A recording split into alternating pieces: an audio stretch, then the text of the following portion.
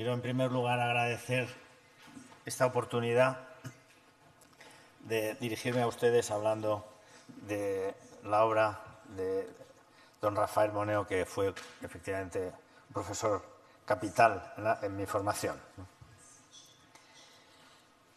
Dice Menéndez Pidal: España, la de los frutos tardíos, para referirse al retraso cronológico del Cantar del Mío Cid y en general de la literatura de nuestro país. La misma sensación se tiene al comparar la arquitectura española, el gótico, el renacimiento, el movimiento moderno, con la del resto de Europa. Incluso podría todavía decirse de Van Quinter, una obra que, además de incorporar sin la menor disonancia reflexiones que provenían de variadísimos momentos y lugares, ofreció, entre otros valores, la mejor arquitectura que se haya construido desde los principios de la construcción de la ciudad. Teoría que se lanza fundamentalmente desde Milán, pues 6 años antes de la construcción de este edificio. Sin embargo, al instalarse en Nueva York y luego en Harvard, Moneo ocupó una posición central en el debate arquitectónico, posición que sostuvo desde la docencia y desde la publicación de textos de crítica, pero sobre todo, a mi juicio, desde la obra construida.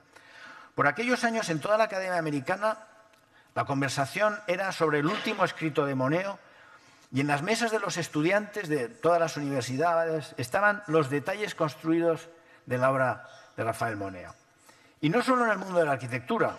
Recuerdo a un Oleg Grabar en el MIT, eufórico por la lectura del ensayo de On Typology, extendiendo la utilidad del texto al mundo de la arqueología y de la arqueología islámica en particular. Las lecciones que daba Moneo sobre las figuras dominantes del momento explicaban para la mayoría de los estudiosos, estudiantes y arquitectos americanos todas las obras, algunas oscuras. Pensemos en la edición del libro de Bovisa de John Heriuk, con el texto introductorio tan fundamental. Y fijaban la opinión de la Academia. Si bien esta posición de arbitraje desde la Academia le exigía neutralidad y tanto subía a la palestra en Harvard a Moore como a Eisenman, a Stirling como a Colas o a Venturi como a Graves, su obra construida muestra una toma de postura muy precisa. A mi juicio, dividida en 2 fases que trataré de estudiar a través de 2 cuestiones sobre las que me extenderé ahora: el arcano de la historia y el bodegón. Por aquellos años la crítica se interesó por la historia y sobre el modo en que ese depósito del conocimiento debe ser utilizado en arquitectura. Un territorio de la historia que, sin embargo, desde siempre había interesado a Rafael Moneo. Mucho antes, quiero decir, de que se convirtiera en un trending topic. Diría que desde sus estudios con Torres Balbás. Esto es algo que me gustaría estudiar en algún momento o preguntarle a Rafael Moneo. La otra cuestión, la segunda etapa, es más difícil y escondida, y a la espera de poder aclararla, adelantaré la idea del bodegón y en concreto del bodegón cubista. Sobre la primera etapa diré que mucho ha escrito el propio Rafael Moneo sobre la cuestión de la historia, por lo que solo me voy a referir aquí a cómo la utiliza para proyectar. Empezaré diciendo que no reconozco en Moneo una manera en el sentido de estilo o en el sentido de manualidad. Veo más un modo, un sistema que a mi juicio se apoya en 2 virtudes: la memoria y lo que llamaría la mirada profunda. Virtudes que la naturaleza le concedió y a partir de las cuales desarrolló una particular capacidad de intuición que él ha convertido en instrumento mental básico para proyectar arquitectura, su modo. La memoria de Moneo está llena de las respuestas que la humanidad ha ido dando a los problemas que para habitar bien le planteaba la naturaleza. Una memoria que contiene tanto los recuerdos cuidadosamente almacenados y protegidos como los desdibujados que se niegan a desaparecer. Y sobre todo, la memoria le sirve para establecer relaciones entre esos recuerdos, como si se tratara de una coctelera en la que se mezclan, agitan y combinan todos los recuerdos. La mirada profunda es lo que le permite discernir una naturaleza profunda, auténtica de la cosa, para luego encontrar en el depósito de esa memoria de la que hablaba la imagen que sorprende, la cita inesperada con la que construye su proyecto. La mirada profunda le permite proponer una respuesta que produce regocijo. Así se ve, a mi juicio, en la nueva estación de Atocha, con la llamada, con traer a la mesa a un olvidado nervi turinés, cuyo modelo construye esa alta padana como sala de recepción de los viajeros, eludiendo la tradicional nave o serie de naves propias de las estaciones de tren.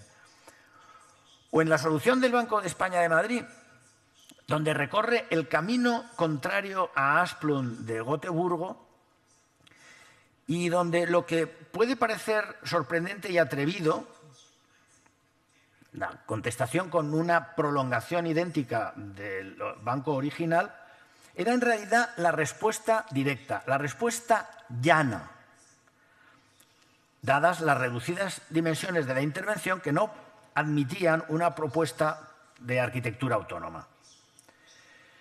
No siempre el modo de Moneo muestra llaneza, como querría Lope de Vega.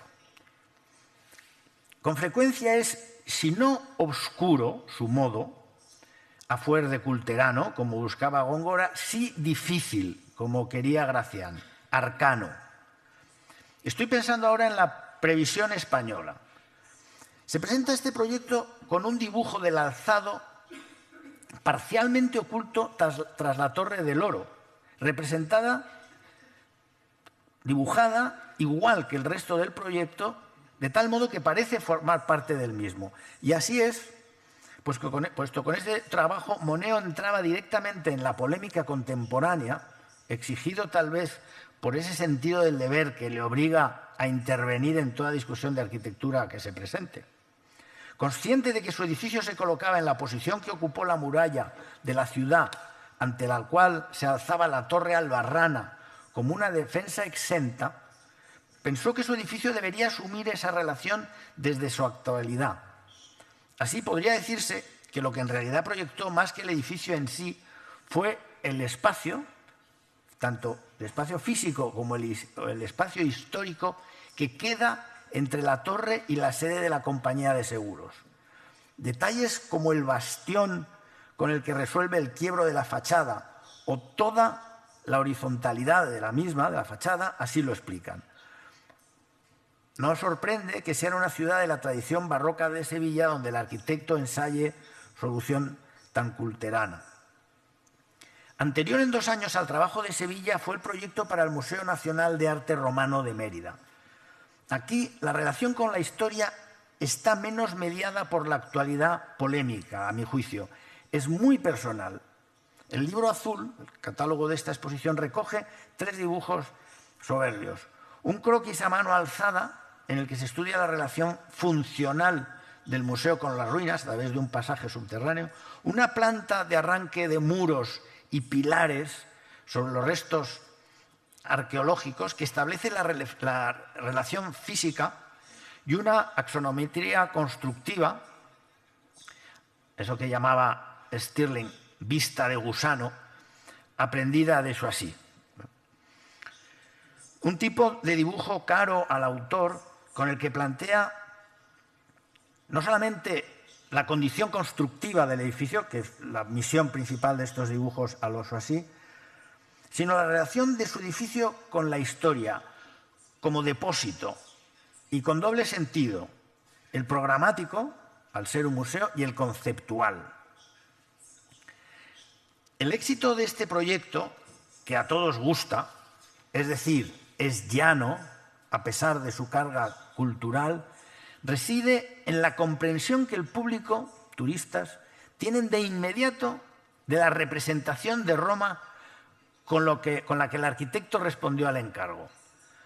La potencia de los muros de ladrillo paralelos, la apariencia de solución antigua de los arcos repetidos, la evocación de la basílica seducen al espectador distrayéndole de los forjados de losas de hormigón y de cualquier otra condición contemporánea del edificio. Este fingimiento de Roma seduce al visitante, que no descubre que lo que se le ofrece como próximo está, por el contrario, hablando de la distancia en el tiempo.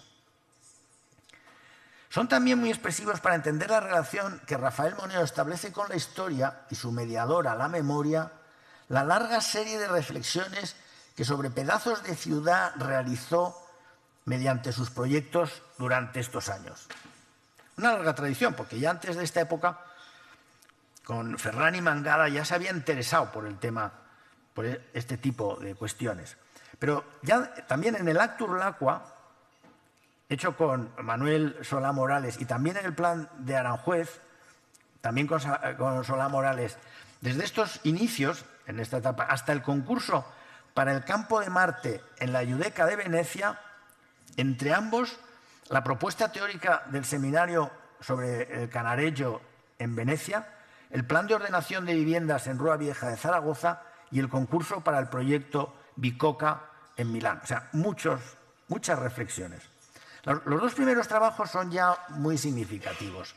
En Vitoria, la dicotomía urbana entre monumento y residencia que había propuesto Aldo Rossi es críticamente respondida. La residencia, que elude tanto el bloque como la torre, se resuelve con un tapiz de viviendas en hilera voluntariamente monótono que ocupa la casi totalidad del territorio, mientras que los edificios dotacionales se desplazan a los bordes, amparando y dando todo el protagonismo a lo doméstico. Solamente un larguísimo jardín que recorre la propuesta del principio al fin, con un estanque, se convierte en su real y metafórica espina dorsal, adoptando el valor monumental a partir de su condición de intimidad.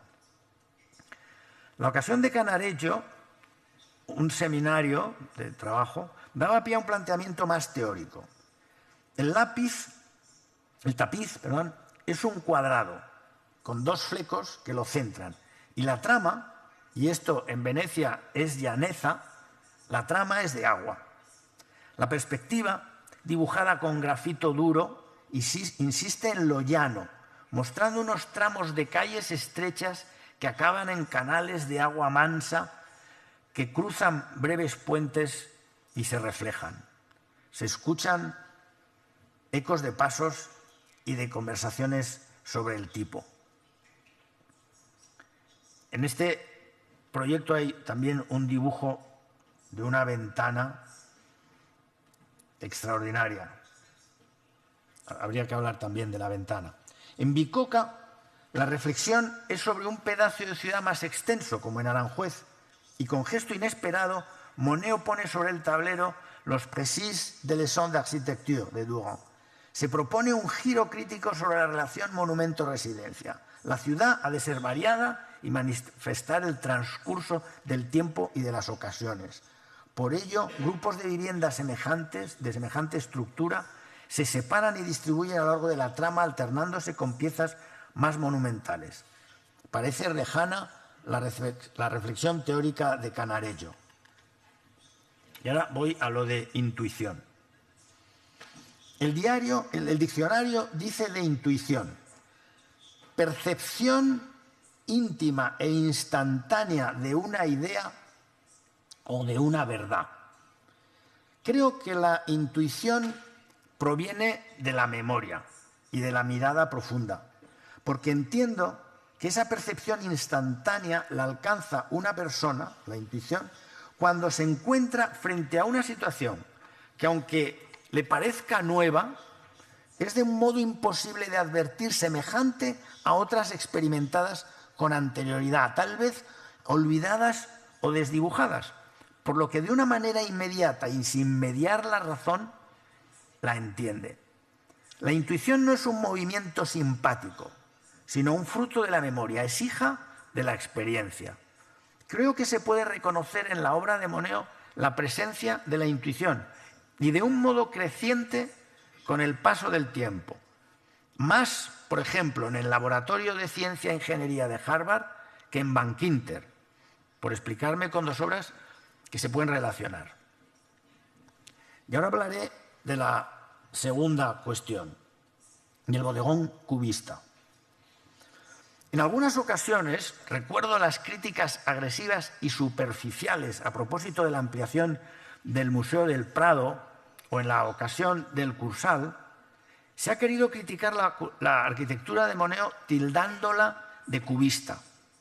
Decir que el Cursal de San Sebastián es cubista por la rotundidad y sencillez de los volúmenes de sus dos auditorios puede parecer una apreciación superficial y simplista, pero es más la evidencia de una toma de postura para mí significativa y profunda. Ocurre que en estas obras Moneo no siguió el consejo de Gracián, quien recomendaba no jugar a juego descubierto, huir a toda costa de la llaneza en las obras sujetas a la crítica popular, y escribía: no se les ha de dar lugar a la censura, ocupándoles en el entender. Los primeros dibujos recogidos en este libro azul son los del anteproyecto de un centro emisor en la plaza del Obradoiro de Santiago de Compostela. Se adivina en ellos, porque no están las plantas, en las plantas se ve una geometría que habla del interés por la obra de Frank Lloyd Wright, unas plantas wrightianas. Una afición del joven Moneo que se manifiesta en otros trabajos tempranos. Y sin embargo, los dibujos de los alzados, tanto los croquis como los del anteproyecto, recuerdan al óleo de Picasso de Horta del Ebro, un caserío cubista. Deberíamos detenernos en las diversas técnicas de dibujo que la exposición muestra con algunas consideraciones, porque luego en la época siguiente ya parece que Moneo abandona más este dibujo final a lápiz y empieza a utilizar el ordenador, a partir yo creo que del año 92. En la época que nos ocupa hay dibujos a tinta y otras técnicas, pero la mayoría son de lápiz de grafito, con frecuencia de dureza 2H, casi siempre, es decir, un lápiz duro, y no parece inadecuado establecer una relación más que de contemporaneidad con artistas como Francisco López, compañero de Rafael Moneo en ocasión de su estancia en Roma, mi gran amigo de entonces, o de otros miembros del grupo conocido como Realistas de Madrid. Antes me refería a la ventana del seminario en Italia. La ventana es un tema de estos realistas interesantísimo y Moneo lo hace de otra manera porque es un proyecto de arquitectura, pero hay un parentesco a mi juicio importante. Hacia 1983, Moneo se aleja de la discusión sobre la historia. Con la perspectiva del Banco de España en Jaén, cubismo de sustracción, al modo no solo de Oteiza, sino incluso también de Julio González, en ese dibujo, en esa axonométrica, pega el rótulo de la institución como si fuera un collage de letras antiguas. Moneo parece volver sobre posiciones antiguas, de Bankinter y de Logroño. Y lo mismo se observa en el dibujo a carboncillo de la propuesta para el Estadio Olímpico de Montjuïc del mismo año, concurso que hizo con Sáenz de Oiza, y donde proponen una acrópolis deportiva alrededor de un gran plano vacío, alrededor del cual se organizan volúmenes elementales y puros. Atocha puede entenderse como un mat building, pero es más una colección de objetos diversos dispuestos sobre una base, un mantel. La gran extensión del proyecto y la variedad de programas de uso que había que resolver, estación de cercanías, de largo recorrido, intercambiador, la rehabilitación de la estación antigua y la necesidad de conectar unas partes con otras, y todo con el variado entorno, exigió una estrategia de relación de piezas. Esta relación entre las distintas piezas se resuelve dando una gran importancia a los encuentros entre unas y otras y dotando al conjunto de una base que las unifique, lo que llamo el mantel. Los encuentros entre las diversas partes serán los aspectos más cuidados del proyecto, tanto en vertical como en horizontal, pues la solución al juego entre las distintas cotas de las plataformas del embarque de la estación fue una de las cuestiones funcionales más difíciles de resolver. Una base, un mantel o una mesa, como aquella sobre la que se dispone un bodegón. Unos intersticios vitales, centrales, como son los intersticios del bodegón, entre los objetos representados. En la solución a este proyecto, Moneo da una importancia fundamental a la pavimentación del entorno. Las grandes losas de granito se extienden por las calles aledañas por todo el perímetro, cruzando las calles hasta los pies del Reina Sofía. Algo que desde entonces ha caracterizado su trabajo en la ampliación del Prado, en la maternidad de O'Donnell o en los laboratorios de la Universidad de Columbia, por citar algunos edificios. El suelo, el mantel, es fundamental. En 1987 arrancan 3 proyectos que de modo distinto se pueden relacionar con la idea del bodegón. La Fundación Pilar y Joan Miró de Palma de Mallorca es un ejercicio de magia. Consiste en hacer desaparecer el entorno con toda su banalidad. Al llegar al museo nos recibe la pétrea fachada de un alargado edificio de planta rectangular en el que se abre un gran vano. Al penetrar por este vano, el entorno es escamoteado. Ante nosotros, unos planos de agua y unas arboledas nos relacionan directamente con el mar. No hay vecinos. Se ha recuperado una soledad que nos prepara para apreciar las abstracciones de la obra de Miró. El mantel, en este caso, es de agua. Sirve para relacionar las piezas principales del conjunto, anguladas como rocas de cristal. Y vale para resolver los intersticios. No sé si he cometido la torpeza de no poner ninguna imagen, pero he pensado que ustedes conocen la obra de Moneo, pero sí puedo utilizar esta imagen que hay aquí para insistir en esta idea del intersticio. A mí me parece que uno de los aciertos de este edificio es la relación entre el proyecto nuevo y el proyecto antiguo. Y yo veo estas piezas como si fueran los objetos de un bodegón que establecen entre sí como la relación que hay entre una guitarra o una pipa o un libro. Lilla Diagonal de Barcelona se ha descrito como un rascacielos tumbado, seguramente por los retranqueos. La describiría más bien como una larga piedra de poderosa estratigrafía que como un homenaje acompaña y subraya la hermosa Diagonal de Cerdá. Una piedra estratigrafiada y labrada. También en Barcelona, y de este año, que es el Auditori, 3 años anterior al Cursal de San Sebastián. Sus programas son semejantes, en contraste con las diferencias radicales del lugar, y sugieren la comparación. En Barcelona, 2 salas componen el programa, pero un revestimiento común las une en una pieza única y serena porque así lo dicta la condición urbana del ensanche donde se coloca.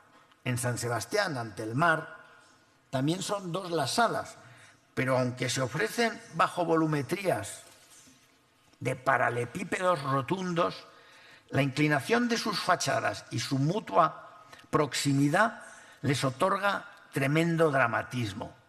En el Auditori, las 2 salas del conjunto miran al centro vacío con los dibujos de Palazuelo. En el Cursal se encuentran mediante una geometría dramática en un espacio intersticial, un vestíbulo. Ambas piezas, ambos edificios, comparten con el bodegón cubista el peso de la monocromía y la importancia del material. Y ambas se disponen sobre un mantel. Lo del material, la monocromía del material, todos los proyectos En todos los proyectos de Moneo, la piedra, en Jaén, la piedra de Alicante, etc. Siempre el material es fundamental y es un único material. Tiene esa condición monócroma del bodegón cubista. Rocas varadas de San Sebastián, larga piedra de la Diagonal, cristales de la Fundación Miró. Obras que recuperan el gusto cubista superando la etapa anterior, centrada en la historia de la arquitectura. Un gusto por el bodegón y por el cubismo que tal vez los críticos del futuro aprovecharán para relacionar a Rafael Moneo con sus contemporáneos, tanto a los realistas de Madrid como a relacionarle con aquellos arquitectos de la costa este de Norteamérica con los que compartió tertulias e intereses cuando allí vivió. Gracias.